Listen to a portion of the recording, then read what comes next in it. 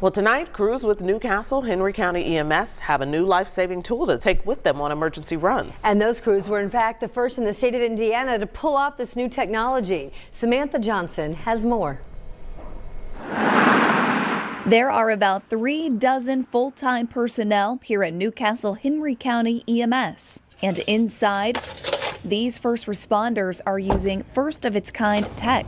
A portable device allows crews to take whole blood on the road. Captain Scott Riffner says this pack also warms the blood and delivers it directly to the patient. This helps us get the blood in faster. So with this, every time we squeeze this trigger on this, it looks like a big squirt gun, but every time we squeeze this trigger, it delivers 10 milliliters of blood to the patient.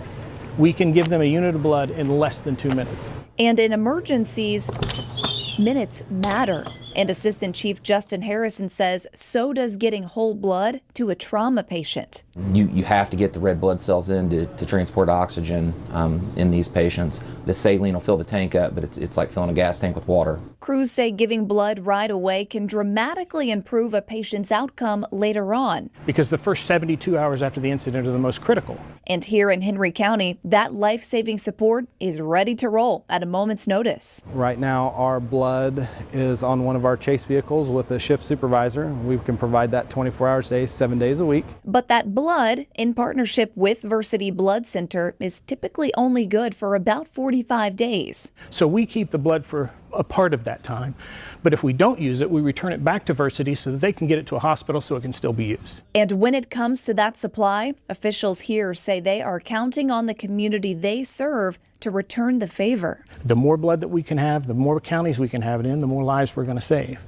And we can't do it without the community. We have to have people donate blood. So officials here are hosting a blood drive coming up on March 27th. You can find all the information to sign up at WTHR.com. In Newcastle, Samantha Johnson, 13 News.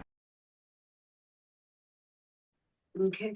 My name is Angela Johnson. I have been in Indiana most all of my life. I worked for the Indiana Department of Transportation. I am a road construction worker and have been with them for, almost 4 years now. Tell us what was going on in the run up to the accident. To my knowledge, from what I was told, we got in our trucks, we headed out to State Road 38. They put up our other crew. I was in a dump truck with an 1,800-gallon water tank in a vac. And to my knowledge, from what I was told, was they radioed me. I answered. And of course, you know, when you're driving, you got to hang up your CV walkie. Your arm goes with you as you look down. And I guess I tried to correct it. And when I did, I overcorrected, causing the dump truck to flip and roll with me in it. I don't know how many times. I get rolled 2 or 3 times before I was ejected out of the windshield. Landed on my face on the road, ripped it off, and then I do believe that it rolled over one last time on my chest as it rolled down in the ditch into the farmer field below on all 4 tires and slid across the farmer's field. The original call comes out as a unknown traffic accident with a rollover. And then it kind of just progressed from there to possible ejection and blood everywhere was kind of how they dispatched it.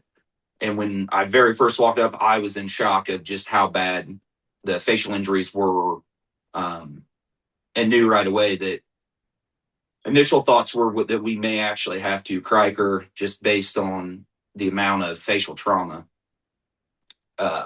So that was running through my head, and then it clicked, and I was like, yeah, we hadn't did a blood transfusion before. This was our first one. We'd had the blood for a few months at this time and hadn't did it. So then it clicked over to, yeah, I think this is the candidate.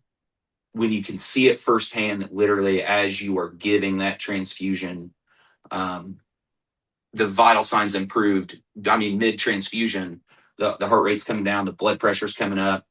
and everything it's just stable again. It's unreal on how it works. The best way I could describe it to people when I was telling them is, we give D50 in the field and wake up diabetics, and you kind of see that instantaneously. And the blood transfusion was the same way. Chief, tell me, how far away were you from the trauma center? Let's say that all you had was normal saline and you had to go to the trauma center. What would that transport time have been for you? Level 1 trauma center from there is 45 minutes to an hour, depending on traffic. Do you think Angela would have survived that transport? I don't believe so. I was told I would not have. Right. My family was told that I would not have. And at that time, when I arrived at the emergency room through the medevac copter, they didn't give my family much hope. The severity of the damage just wasn't where I ripped off my face. I had suffered lung collapsing. I had double thoracotomies. I had chest tubes on both sides, one in each one of the lobes, upper and lower on both sides. I had fractured 10 vertebrae and dislocated both shoulder blades. I've broken 7 ribs, 1, 2, and 3 underneath the left shoulder blade, 4, 5, 6, 7 on the right, which is what punctured my lung. They had to be plated. They said that they barely had just enough room to plate those ribs. And they said about half an inch closer to the spinal column, they would not have been able to do anything at all to save those ribs. The amount of lives that could be saved from this is astronomical. I wouldn't be here today without the blood program. It saved my life. That blood gives people the fighting chance. And I would not be here without it. Amazing. I got to see my 6th grandchild be born last May because of this program and the astronomical, amazing doctors, paramedic, EMTs. Obviously the patient stories are out there, and the data's proven. I feel like this is one time that we have a chance that if we just invest some money, you're truly going to make a difference in the lives of people.